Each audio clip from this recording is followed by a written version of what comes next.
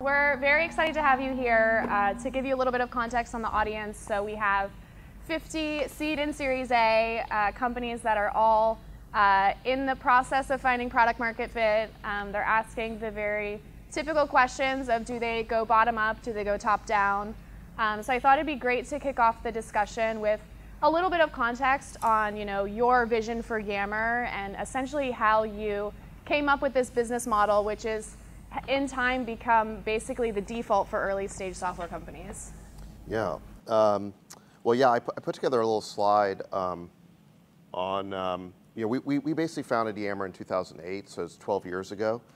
And Brianne told me what this conference was about, and I thought, well, I guess the time has come for me to give kind of the old man speech on this topic where, like back in my day, like 12 years ago, here's what the world was like, and kind of here's what it's like today. But basically, about a decade ago, there was a really sharp divide between consumer and enterprise. These spaces were highly compartmentalized. I know one of the goals of Brianne's fund is to, at a VC level, is to start to break down these compartments, but our business model really back in 2008 was we were a bunch of consumer internet folks who were going after enterprise, and we brought basically a lot of consumer thinking, consumer tactics to enterprise, and didn't have sort of a preconceived enterprise playbook. So back then, everyone who was doing consumer software believed the cloud was the future. But the enterprise folks, because they were listening to their buyers, really weren't interested. They thought sort of the only thing buyers wanted was on-prem. We believe that users adopt software. Traditional enterprise thinking was that IT installed it. So what was the point of doing this like bottom-up motion? We believe that product trumps sales. If you had a good product, you'd figure out how to sell it. But in the traditional enterprise world, sales was the most important thing. And we should come back and talk about that because I think that is like a big area of learning for us. Engagement matters because users matter. In the enterprise world, engagement only mattered if you didn't get the renewal. I mean, otherwise it didn't really matter. You couldn't really measure it anyway. It's behind the firewall. We thought if engagement mattered, you need to be able to do testing, A/B testing, things like that, modern tactics, modern techniques of software development. Enterprises, they weren't focused on that at all. If you were going to do testing, you need to do rapid release cycles. Enterprise folks actually thought that rapid releases were a negative because enterprises couldn't handle the change. It's like, what do you mean the product's going to change every week? They wanted to, like once a year was like enough. Like it was kind of, if you gave them a new version once every year or two, that'd be enough for them. And then of course we believed in this like freemium viral strategy. And what our traditional enterprise competitors would always say is, well, if it's free, it must not have any value. And like virality, what is that? Is that like some sort of disease or something? So it's really a very different world. And so, I think it wasn't just Yammer, but also I remember Box was another company that was using this playbook. And gradually over the last decade or so, the barriers have really come down to the point where I think most founders, see this consumerized approach is probably the best way to develop enterprise software. And so anyway, yeah, that's kind of the...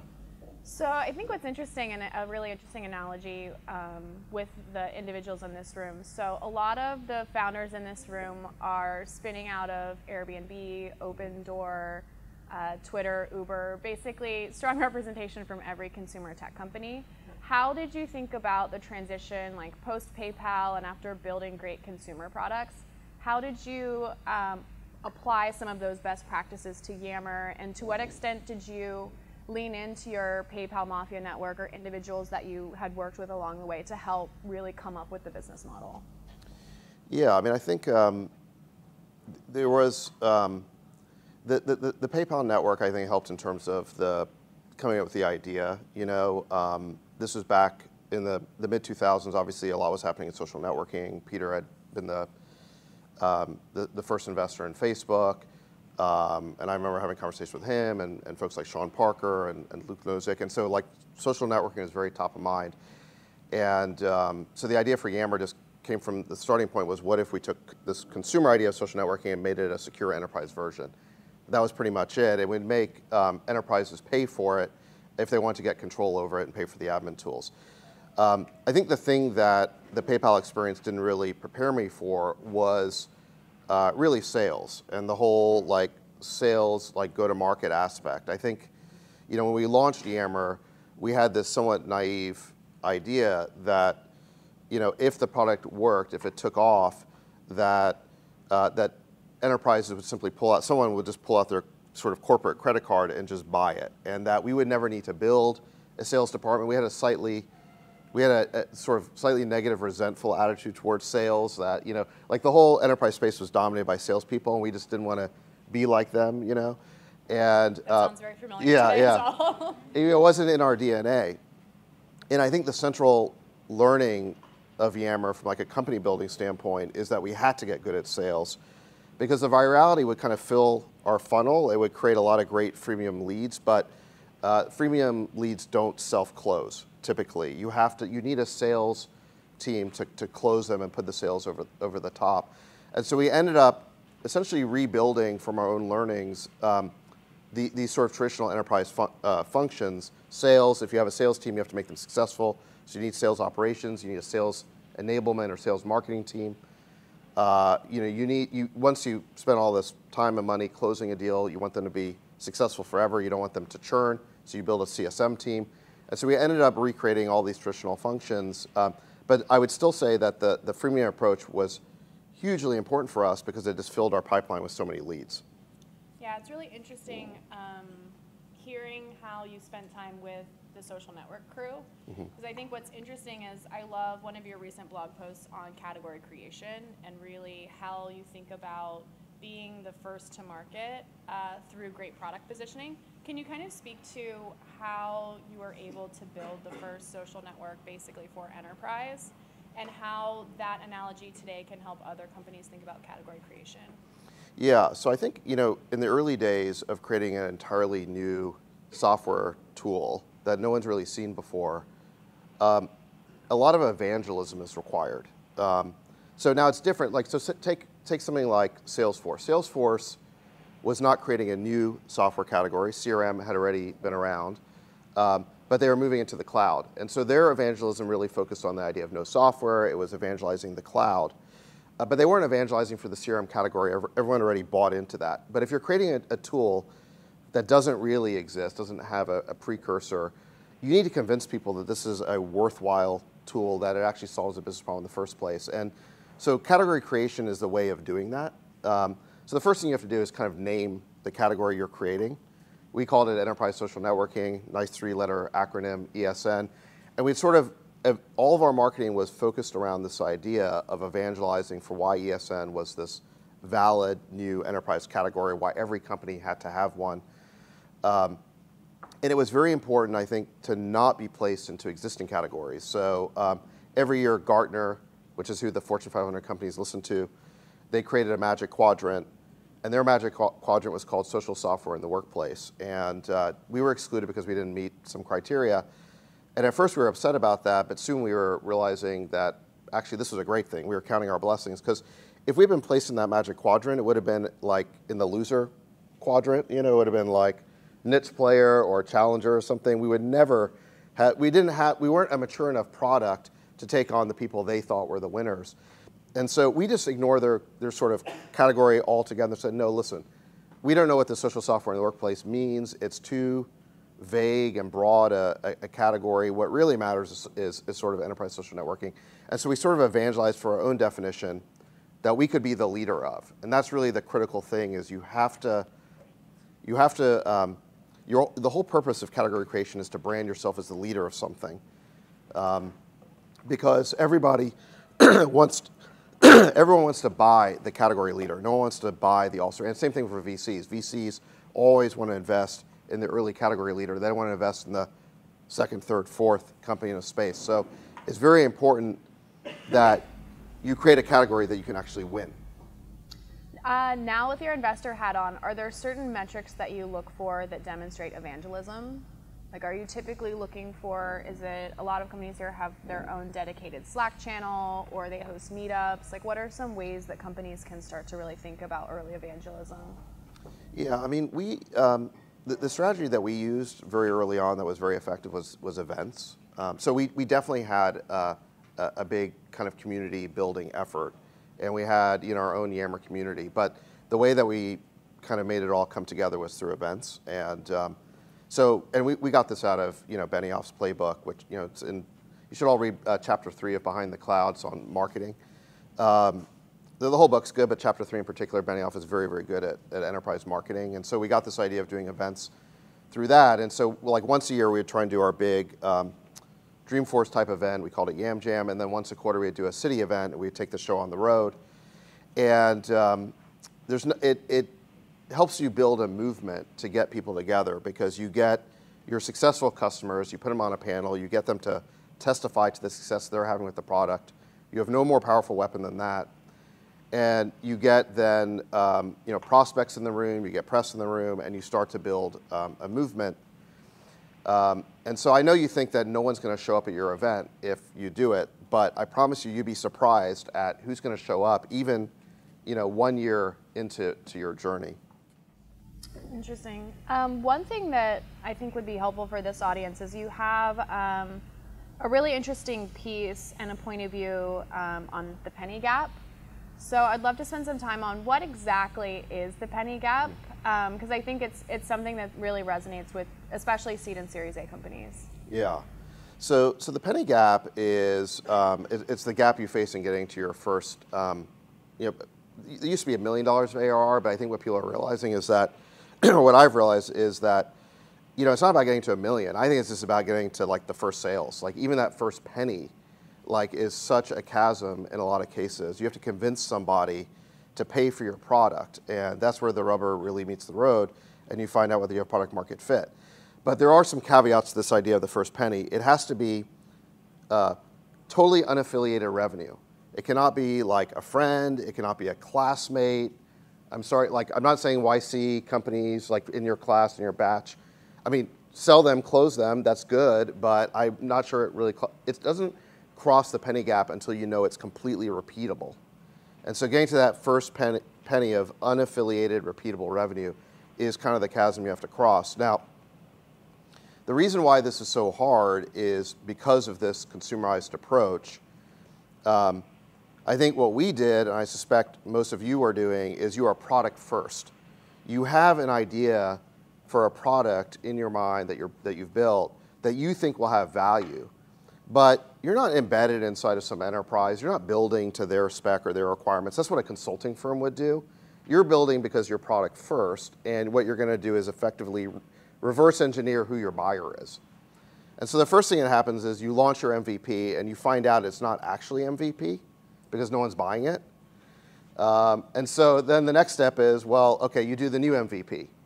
And you try to address the reasons that you're discovering, the objections that you're hearing from people about why they're not buying your product, at least not in a repeatable way. And this idea of like iterating on the MVP to get to the real MVP that can cross the penny gap, that can take 2 months, 2 years, or forever, which is why I call that the wilderness period. And you don't know exactly how long you're going to be in the wilderness. That's the scary thing about it. And so you want to get out of the wilderness as quickly as you can. Do you ever see examples where companies potentially find product market fit too quickly, or maybe they have false signals of product market fit? Yeah, I mean, I think so. So I think you can get false signals if there's something kind of not repeatable about the sale. So for example, if your sale comes with like a statement of work, like I don't consider that to be a sale, because what the buyer is basically saying is that if you do this, if you do all this work on our list, then we'll buy you, and that's a conditional sale. So I tend to discount that. It's possible that again with the more of like the YC thing. I do believe that a great place to start for startups is selling to other startups, but it is possible to get kind of like hothouse. If you're in a hothouse environment, you might get some signals that aren't totally repeatable. Yeah, that makes sense. Do you find once companies cross the penny gap, at what point does it make sense to start doubling down on certain use cases or verticals? I think there's always this question of start with an early wedge, but at what point does it make sense to start expanding into new markets or use cases? Yeah, I mean, so with Yammer, we had a real breakthrough when we started changing our sale to be more of a solution sale that was really where the pitch was around business value. So let me back up. We had this book at Yammer called 100 Ways to Use Yammer. We were trying to explain the value of collaboration to like big enterprises, which is a tough thing to do. And so we had this book showing all the different ways that you can collaborate if you just have a collaboration tool. And the breakthrough was when we actually changed that and said, no, there's not 100 different sales here. There's only 3 or 4. And we defined what those were. And so we said, okay, there's a business transformation use case that we sell to CEOs. And there's an employee engagement use case that we sell to HR departments. And there's a team collaboration use case that's kind of a catch-all that we sell to teams. And we aligned the salespeople to sell those solutions against whatever the lead was, the freemium lead that was coming in.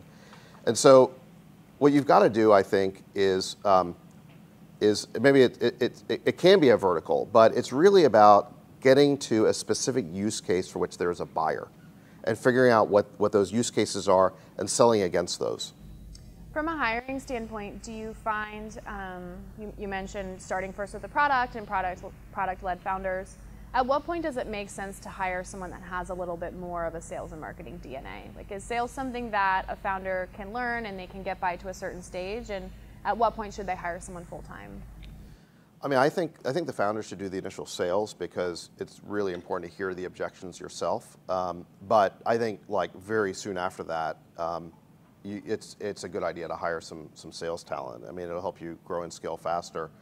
And I do think that founders can compensate for their weaknesses. I mean, if you're fundamentally a product founder, you want sales DNA in your company that will help you. It'll compensate for a weakness. So I would favor doing it very early, but not so early that you don't even have like some prospects or some buyers, because there's nothing more destructive than having unsuccessful salespeople in your company. They will turn that angst, instead of like being outwardly focused, they will turn that angst inside the company. It's not a good thing. So I would say founders do the first few sales yourself, but I'd say very quickly, I think it's a good idea to hire that first sales rep. Now that you're investing full-time at Craft, are there certain areas or new categories that you're thinking about, or areas where you feel like there's a lot of white space? I think we pattern match more on like tactics, I would say, than like specific like product ideas. So, I think we like this sort of bottom-up motion, sort of go to market, which I think can take 2 forms. There's kind of start at the very low end of the market and then work your way up. So that would be selling to other startups, selling to small businesses, and then gradually you go after bigger and bigger customers.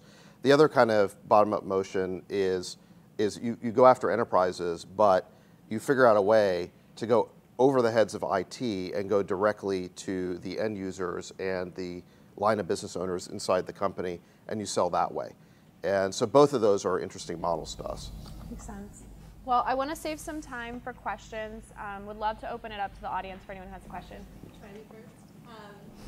I would love it if you talk a little bit more about making that switch from being a company without a sales team to having a sales team. I think people talk about cultural differences being a challenge, and making sort of a shift of that not being into your DNA to really have to become a part of your DNA as a founder. There's not a lot written about it. That's where I'm at. So I would love to know more about what that journey was like for you and what you've learned rebuilding that muscle. Well, as soon as we realized we needed it to be successful, it wasn't a hard cultural change to make, because I think everyone's culture should first and foremost want to have a successful company. So you just have to decide to do it, and then we kind of learned what we didn't know. We got better at it. Like I said, I think it makes sense for the founders to do the first few sales to kind of get a sense for it, and to make sure that your salespeople can be successful. But I don't think it's something to be afraid of. It's a tool that every SaaS company needs.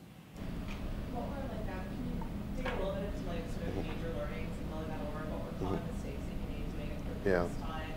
I agree, it's not something to be afraid of. Yeah. It sounds like something we all need, but like, Yeah. it's hard, right? I Yeah. think it's hard, right? So the so in a lot of so Yammer had a model where we did both. We'd sell to small businesses and we'd sell to enterprises. We'd basically go anywhere our freemium leads would take us. And since we were, we were taking off virally inside both enterprises and small businesses, we would do both. And there are big differences between those types of sales. Maybe I should speak to the enterprise sale for a second. So I think what's tricky about the enterprise sale is just how many stakeholders there are, and they have very sort of complex requirements. So I think like a good there's 4 questions I think you should ask when you're trying to figure out who your buyer is. Number 1, who's my end user? Number 2, who's the business owner? Number 3, who's the technology owner? And number 4, who's the budget owner? Now, in a small business or a startup, it's all the same person. It's the founder. So that's the beauty of starting at the very low end of the market is you can do a one-call close with a founder or small business owner. You just got to get the right person on the phone. If you address a pain point, boom, you can sell. That's why SMB sales 45 days or less. In the enterprise, those 4 people can all be different people. The end user could be an average employee, and then the business owner could be a VP of sales or marketing, and the technology owner could be IT, and the budget owner could be the CFO. And that's what makes that sale very complicated, because in order to close that deal, you either need to convince all 4 of them to get together at the same time, or you need to find their boss in the org chart, the person who they all report into, ideally the lowest person who has all 4 of those things. And you have to convince that person. And if that person's the CEO of a Fortune 500 company, forget about it. You're not going to get in the door. And if they're even like the president of a major division, not going to happen. And so really, if you want to do enterprise sales, what you have to do is figure out who is the lowest level person who has all 4 of those things, who is the line report of the end user, the business owner, technology owner, and the budget owner, and can you actually figure out how to sell to that person? That's why enterprise sales are tough. But the beauty is, if you can figure out essentially who a small business owner is inside the enterprise, like they actually own, like let's say you're selling a dev tool, and the VP, and you'd be selling to the VP of engineering. Well, that person is a user. They're the manager of the team that's going to use it. Let's say they've got budget up to whatever, $50,000, $100,000 a year. They obviously own the technology decisions. Now you've got all 4, and you can actually make an enterprise sale to that VP of enterprise in that company. So, like those are the types of things you've got to figure out if you're going to go after enterprise. Is how do I kind of I don't know, dumb down my sale in a way so I can get to the lowest atomic unit in the enterprise who has like the decision-making ability. Does that kind of make sense? Yeah. Okay. Ben? Otherwise, just do SMB. What is the framework you use to decide what you gate in the premium and what the part of the product you don't gate? Yeah. I've written an entire blog post about that topic, but I'll give you the short version. So there's 2 approaches you can use. You can use freemium or free trial. And the difference is whether to have a functionality-based paywall or a time-based paywall. And the beauty of a time-based paywall is that it's really simple. You're going to let them use the product for free for a month, and you never have to think about it again. Not really. Whereas the downside of freemium is that there's a lot of brain damage in constantly having to figure out what functionality is going to be free and what's going to be paid. And of course, your team's going to want to tune it and optimize it. And that's why for most SaaS startups, I would just say do free trial. It's simpler, and it forces a decision within a reasonable amount of time, right? Like within a month, you're going to know. Whereas freemium causes procrastination because your freemium users will always try to get by as long as possible on the free version. Our sales reps at Yammer would always tell us that our biggest competitor is Yammer free. They hated it. They're constantly saying, can't you just make the paywall tougher? Why are we giving away so much value for free? So the reason we did it is because of the network effect. So the free users of Yammer would create critical mass, they create content. so that we could then take this more vibrant network to our buyer in the enterprise and prove to them that we had adoption. And so for us, it made sense because if we had kicked out those free users couldn't pay anyway. And if we had kicked them out, it would have undermined our network effect. So so the questions I think you want to ask are, I think freemium makes sense when you have virality, when the free users can contribute something that's so valuable that you never want to kick them out, either content or network effects or virality, something like that. But if kicking out the free users wouldn't materially diminish the experience for the paid users, just go ahead and have a time-based paywall. For a time-based paywall, do you feel like there are best practices for activation and for adoption? Because I wonder, will an individual self-servant be able to appreciate the full benefit in terms of like the suite of the products? Or does it make sense to have like a customer success check-in, or like tactically speaking, what are some ways to make the most out of the time-based trial? Yeah, I mean, I think one of the central learnings of Yammer is that that free is great for lead generation, but the leads don't often close themselves. And so you can improve your conversion rate just by like calling them. It's like, reach out. So just because they're on a free trial doesn't mean you just like leave them alone. I mean, I think it makes sense to use the free trial as a lead, probably your best lead gen source, but then get a salesperson on the phone to probably like a highly consultative salesperson. A salesperson is basically pretending to be a CSM.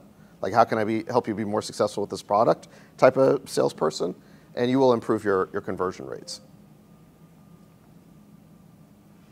I have a question. What were the top few reasons for failed renewals? Yeah, that's a good, great question. Generally speaking, we had a very good renewal rate, but the reason to not renew would be, well, I guess two. One would just be somehow if the network fizzled out, and with any network, if for whatever reason people start to churn, the users do. If engagement sort of fizzles out, then that would be a reason. Didn't happen very often, but that would be a reason. And the other, which was much more painful, would be if the IT department did a rip and replace, which again didn't happen that often, but like we'd have like a Fortune 500 company, and their CEO was tight with Benioff, and Benioff was launching Chatter, and the next thing you know, we got ripped out, and that would suck. But that would be kind of like a rip and replace type thing. So, but the way to avoid that is if you can create the thing we never got to that I think Slack is doing right now is kind of intercompany network effects. So we were always trying to figure out like how do we make the network effects so that we can just never be ripped out. But in general, I think, look, if your product is successful, people aren't going to rip it out, So I just focus on customer success. I think it is worth looking at engagement as kind of an early health metric. I mean, if nobody's actually using your product, then that's probably an indication they're going to churn. Did you ever notice networks getting too big and connectivity too high, so people got agoraphobia and engagement dropped, or was more always better? More was always better, but we definitely were learning things along the way about how to manage large networks, and the product evolved in a group-based direction. Hi, just a question regarding the category design. Do you mind maybe walk us through the end-to-end process of how, like you say you're going to do a sprint, you name this category first, and you do a bunch of events, and then what happens? And then what happens? How do you do the success metric that you are actually successfully creating a category? Yeah, I think the tricky thing about this type of marketing is that it doesn't lend itself to like, I would say there's two kinds of marketing. It's a little bit like the SAT. There's like a math and verbal section. And the math marketing is lead gen campaigns, highly quantifiable. You make an investment, measure the ROI, and it's all about stacking up gains. And it's very math-based. Those are the people who are good at it. And there's a completely different kind of marketing that's like the verbal section of the SAT. It's about brand and content and message and defining who you are. And it's very hard to quantify, and that's why I think a lot of founders have difficulty with it. But it's hard to dispute that it's very important to define who you are. And so, for us, we just started with this name that was a very intuitive description of what we were doing, and it was descriptive, it told people, and it kind of hitched our wagon to something like, at this time, Facebook was like going exponential, and so the press became very interested in what we were doing because we were kind of latching onto this larger trend. It also, as soon as we came up with the name enterprise social networking, started evangelizing for it, it implied that everything that was happening with Facebook and MySpace was just half the world. It was consumer social networking. It implied this could be equally big. And so, what it did is it just created interest in what we were doing and allowed us to differentiate ourselves and rally people to a larger cause. It's a long topic, but I would say that, if you want to create a movement, you have to create a cause larger than just your self-interest. It's just like in politics, and the way to do that is you don't want to just be like a policy wonk who is just talking about your features. No one cares about your features. You have to talk about the larger problem that you're solving, how the world will be different if what you're doing works, the change that you're bringing about in the world, why that's important. And that's the thing you want to evangelize around is this larger problem in the world that you're solving. And that's what your category has been created to do. And that's what you want to get people focused on. So again, Benioff is, I'd say, the best at this. What is his product? CRM. Not inherently the most fascinating. A tool to manage your sales reps is not inherently fascinating, and yet Salesforce has created the single largest tech conference, over 100,000 people pilgrimage from all over the world, San Francisco every year to attend Dreamforce. Why is that? Because he's been able to up-level his message and turn it into a movement that's about the cloud and business transformation and that kind of stuff. And so that's kind of the verbal section of marketing. And I know it's very hard to measure, but that's kind of the stuff you have to figure out how to do if you want to have that kind of impact.